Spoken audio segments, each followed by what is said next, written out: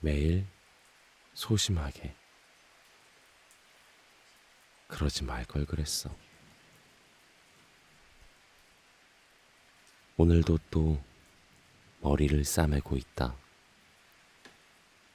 선배와 대화 중 장난스러운 단어 선택을 한 후, 아차, 괜히 말했나 하며 말하고 나서 맘졸이거나 주변을 살피지 못해 한 소리 듣고 나서 의기소침해졌다거나 작업자와 페이 협상을 해보다가 더 달라고 할 걸 그랬어요. 라고 장난식으로 말해봤다가 상대방이 너무 진심으로 당황하는 것 같아 맘졸이게 되어버린 것 등등. 별것 아닌 걸 수도 있지만 그러지 말걸 하는 것들이 자꾸만 쌓여간다. 내가 봐온 세상에는 두 가지 부류의 사람들이 있다. 소심해서 뭐만 하면 바로 속으로 후회하고 머리 아파하는 부류. 담담해서 아쉬운 것은 아쉬운 대로 남기고 쿨하게 넘어갈 수 있는 부류.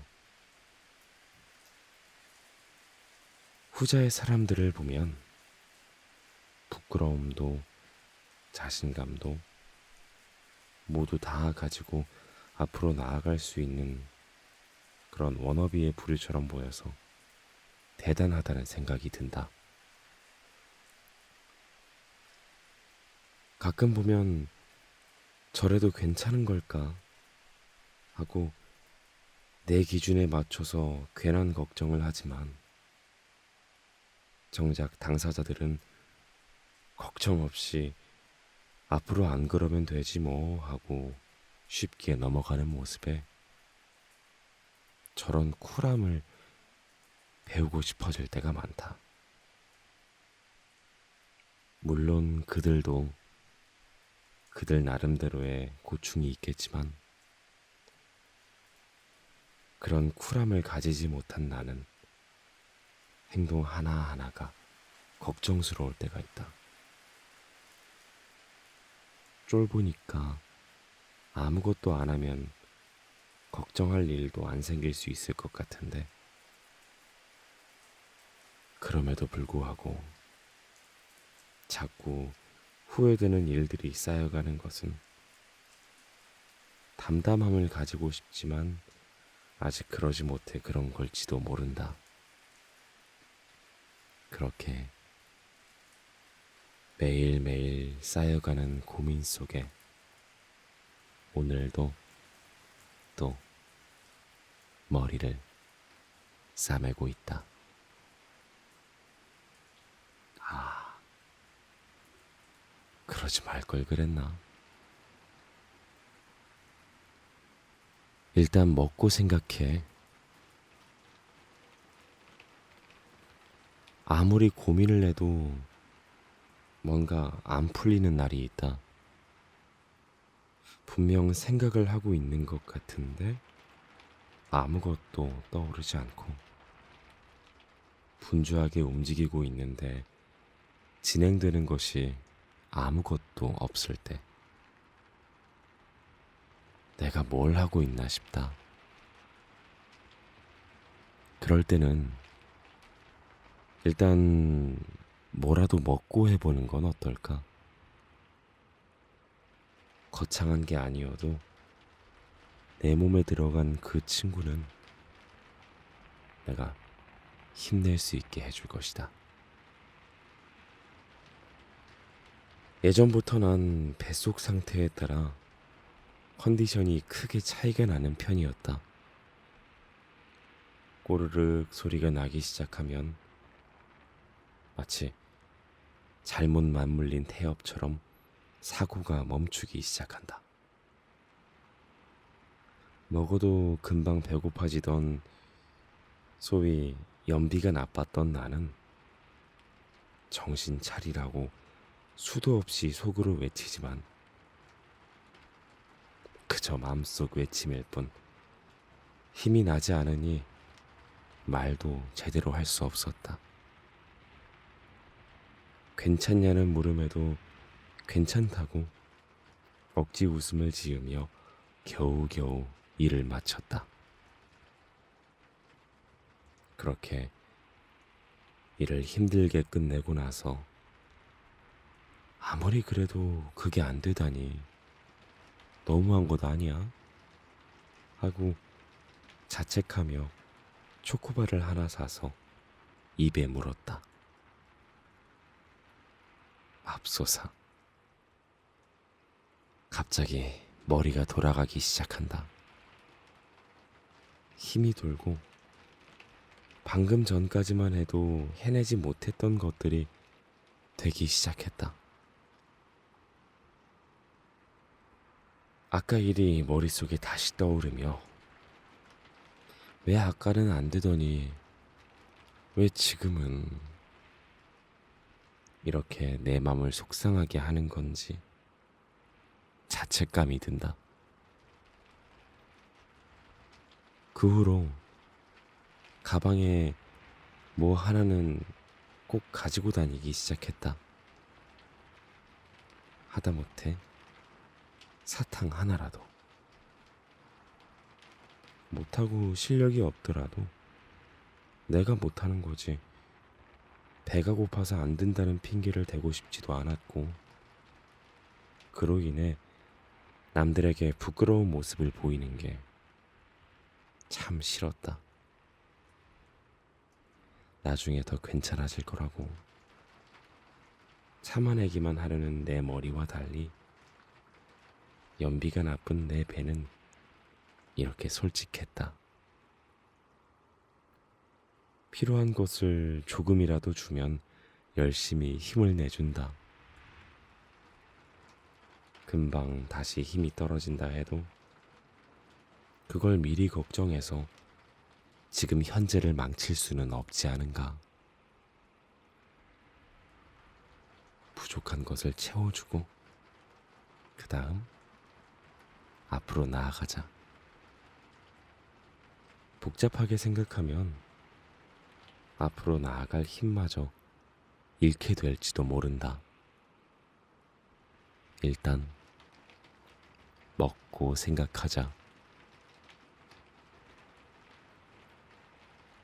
받아들이기 시작했다. 받아들였다. 받아들였다. 받아들였다. 아, 참. 이게 왜 안 되는 거야, 대체? 언젠가부터 내가 말하기 힘들어하던 발음들에 대해서 하나하나 생각해 보기 시작했다. 남들은 아무렇지 않게 말하는 것 같은데 왜 나는 안 되는 건지 고민에 고민을 거듭하며 원인을 찾아보았다. 혀나 입술이 안 풀렸나? 오늘 그냥 컨디션이 안 좋은 건가? 입술도 풀어보고 간단히 해볼 수 있는 것은 다 해봤다고 생각했는데 나아지기는커녕 다른 발음까지 안 되기 시작한다. 그러다 보니 말을 하기 위해 입을 떼는 것마저 무서워지는 지경에까지 이르기 시작했다. 그러던 어느 날 문득 내가 나를 잘 가꿔주고 있었나 하는 생각이 들었다. 가장 근본적인 체력은 운동을 안 해서 떨어지고 있었고 내가 바라던 일을 할 수 있게 된 것에 만족해서 기본적인 훈련들을 내려놓아 버렸던 것이다. 자만심에 빠진 것이었다. 어느 정도 궤도에 올랐으니 이제 괜찮아 라고 건방진 생각을 했던 것이다. 남들에게 발전을 위한 조언을 해주었지만 가장 조언이 필요했던 것은 그때의 내가 아니었을까? 그날부터 다시 시작했다. 처음 공부하던 그때처럼 단어를 하나하나 천천히 읽어보고 체력을 늘리기 위해 운동을 시작했고 더 부족해진 나의 상태를 받아들이기 시작했다. 그러다 보니 조금씩 나아지는 것 같았고 입을 떼는 데 대한 두려움도 서서히 사라져가고 있었다. 나를 더 발전시키기 위해서는 나에게 만족하고 있으면 안 된다는 것을 새삼 깨달았다. 남들은 안 그럴 수 있지만 적어도 나는 그렇다는 걸 받아들였다. 근데 너무 받아들이면 터지는 거 아니야? 적당히 받아들여보자. 버릴까 말까? 이거 쓰는 거야? 아버지의 한마디로 시작된 방 청소. 둘러보니 이것저것 쌓여있는 것들이 참 많다. 그 친구들을 줄여서 공간을 내야 하는데 왜인지 줄어들질 않는다. 6년을 쌓아온 대본 묶음, 초등학생 때 단 한 페이지 썼던 공책, 언제 펼쳐본지 기억도 나지 않는 책들. 객관적으로 생각해서 지금 필요한가 묻는다면 대답은 아니올시다. 쓸 일이 없다는 것을 내심 알고 있지만 하나하나 살펴보다 보니 대본 묶음은 그 긴 시간 동안 하나하나 필기했던 것들을 언젠가 또 보지 않을까 하는 마음에 공책도 그 한 페이지가 기록되어 있으니까 언젠가 또 펼쳐볼 수도 있으니까 그 외에 많은 물건들에게도 여러 가지 기록과 이유를 붙여서 보내주지를 못한다. 그것들이 단순히 버리기 아까워서라기보다는 그걸 버린 후에 그것과 함께했던 시간들을 기억할 만한 매개체가 사라지기에 그게 아쉬운 게 아닐까? 그 기억들을 하나하나 내 마음속에 지금까지 쌓아놓았기에 지금의 내가 있는 게 아닐까? 물건을 떠나보내는 것이 아니라 기억을 떠나보내는 것이라고 생각했지만 아쉬움으로 포장한 내 욕심으로 지금까지 버리지 못해왔다. 그렇게 어느새 내 방은 언제 마지막으로 열어봤는지 기억도 안 나는 물건들로 채워지고 있었다. 방구석 한편에 묵묵히 자리 잡은 채 마치 있지만 없는 듯. 버림의 미학이라는 말이 마치 유행처럼 돌던 때가 생각났다. 그래, 이제는 보내줄 때가 된 것 같다. 어느 날 문득 생각이 날 때가 되면 그땐 그랬지 하고 넘기면서 그 기억들에 얽매이지 않을 수 있길 바라며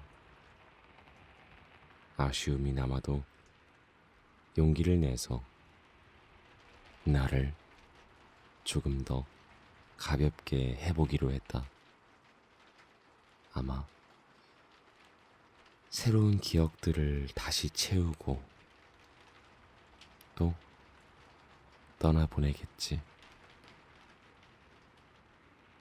그러니까 이것도 버려야겠지.